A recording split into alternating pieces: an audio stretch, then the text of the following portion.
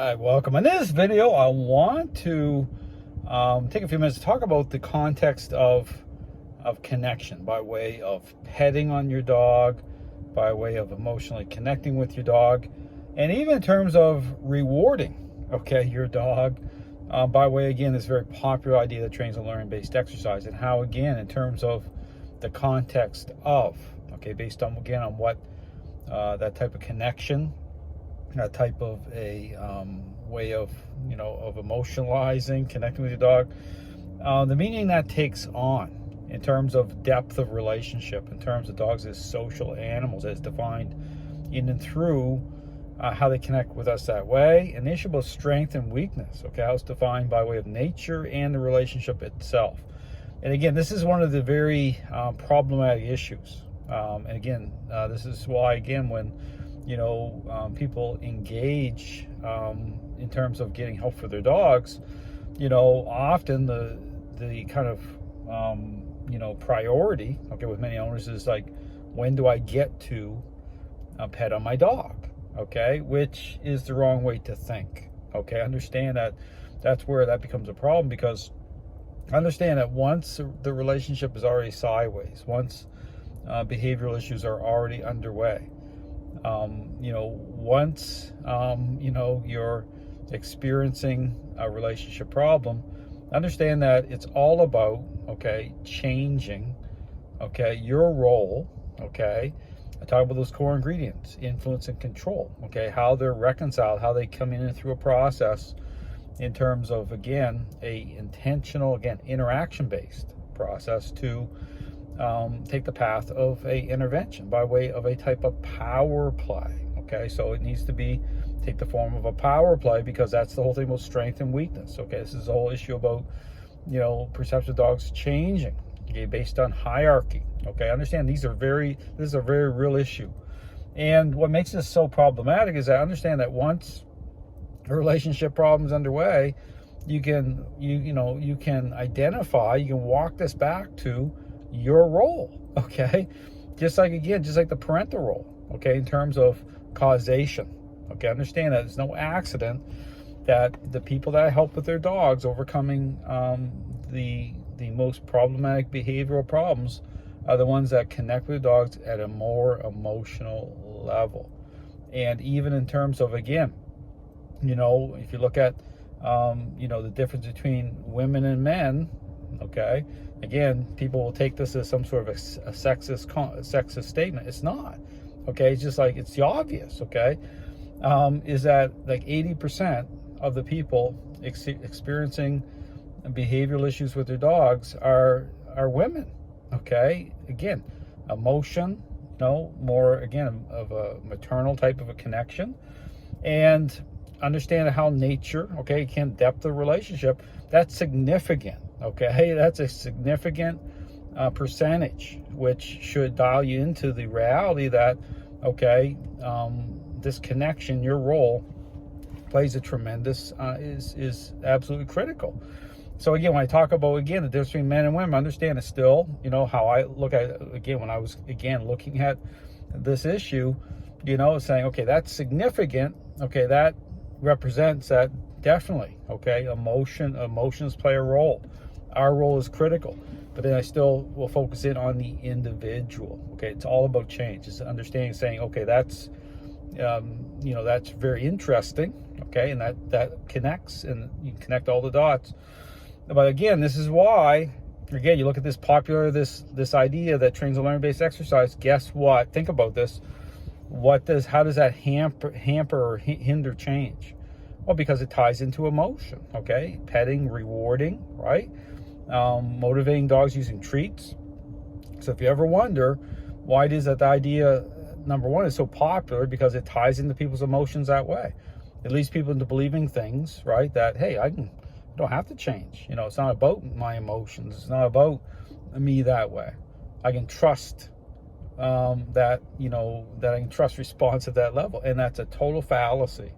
I understand this stuff very well, and so but it's very popular, right? And so again, it keeps people locked into the cycle of frustration, of failure, and you have to understand that your role, okay? And again, this is why I talk about interaction based. That is what is going to get you out of it, okay? That's what's going to generate the change. That's what's going to change your thinking, okay? Because understand that when you get in this issue about, and this is right away, this is where people get themselves in trouble.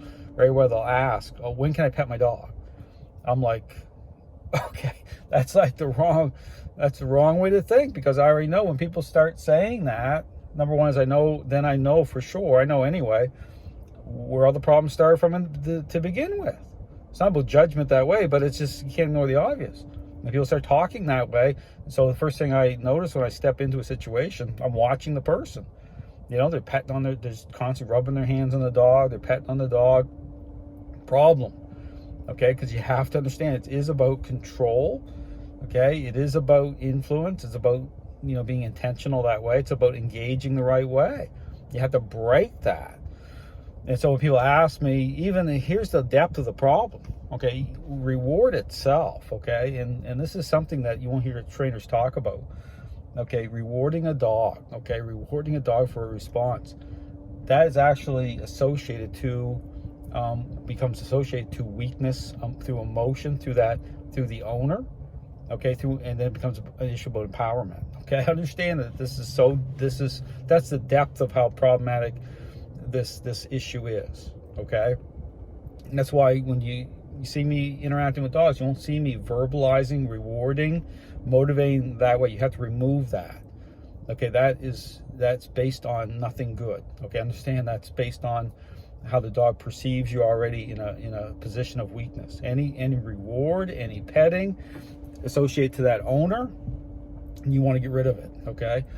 Because number one is that's for you, not the dog. The dog's already pegged you, okay?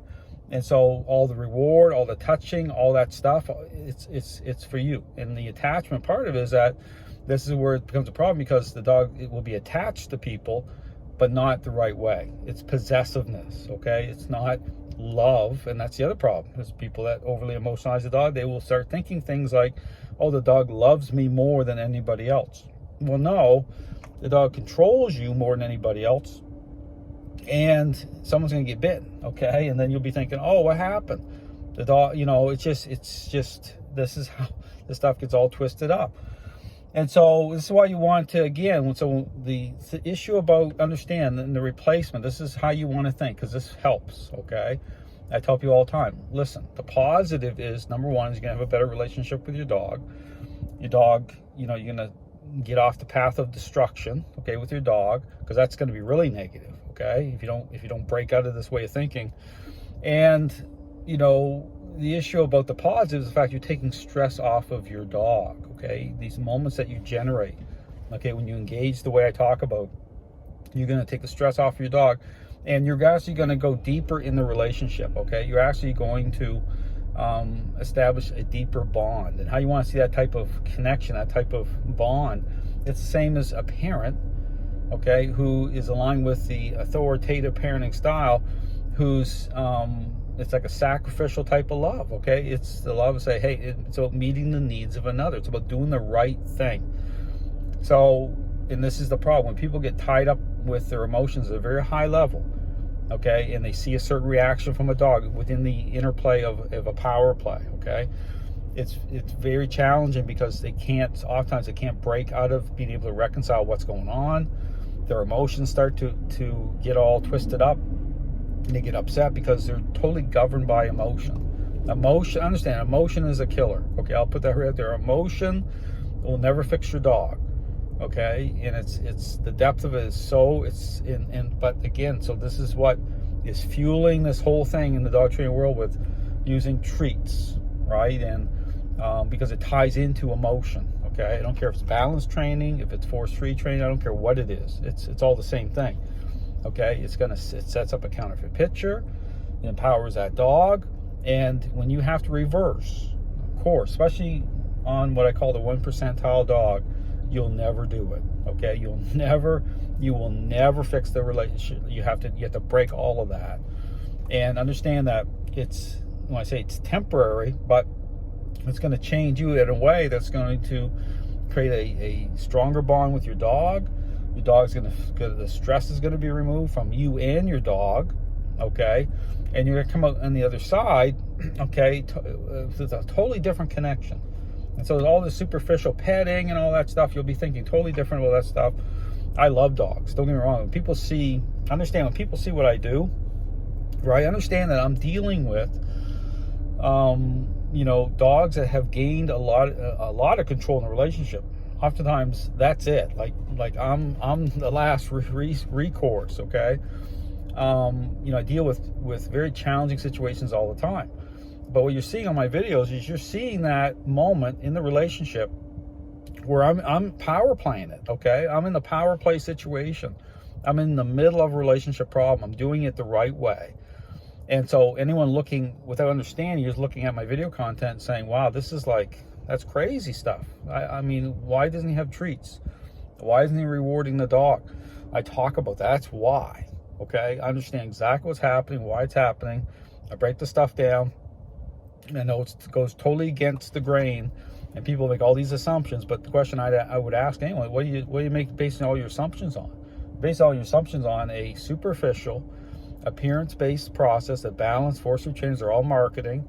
There's no context at all. There's no depth at all. I talk about rewarding and why that's it's problematic based on what it's associated with to empower it. You don't hear any of that. They just walk into situations all the time, petting all over these dogs, making people, playing off people's emotions. You know, people, and it's created this whole culture, okay, of basically of failure, destruction for dogs, and it's like normalized blame shifting, and they've gotten away with it. So I understand the depth. So my encouragement is anyone looking at my videos is you can contact me. I highly encourage, if you're, again, understand I can help walk you through it, all of it, you know, help you in your journey with your dog, understand, you know, being able to reconcile everything properly. And you can do that through, you know, certain avenues, you know, options. And one of those is the 1 hour consult. We can do it through Zoom, through FaceTime, and I'm able to answer your questions. You can even send me videos. I just helped out a dog owner today using Zoom, and able to, again, being able to watch the videos he sent me right in real time, like right there, being able to go through and line everything up, explain all this stuff. So again, I just want to put out there, when I talk about connecting dots and the depth of things, there's a lot to it, but it comes down to you understanding why you don't want to do certain things. And you have to break away from all that, you know, all that thinking, that way of connecting. And that there's a reason for that, because you have to bring it down to that level with the dog, okay, to be able to move beyond a relationship problem, be able to work through it. And especially, again, you deal with not just all dogs, okay, right from whether it's even what would be considered minor behavioral issues. Understand that usually if you're dealing even with one behavioral issue, trust me, there's a bunch of other stuff going on that you don't see. And that's why people get blindsided. Or you get dogs that are holding a high level of control in the relationship up into the aggressive level. I mean, all those things matter. Very important that you really have to break it down that way. So anyway, if you have questions, contact me. Hopefully this video is helpful, okay, to go through it. But that's how dogs are. Understand that I'm putting it all out there. This is how it is. You have to understand your role. It's critical when it comes to understanding these issues. But do not follow the path of, you know, this idea, the train to learn based exercise. Do not fall into that trap of, you know, rewarding and all this stuff, motivating with treats and all. Get away from that.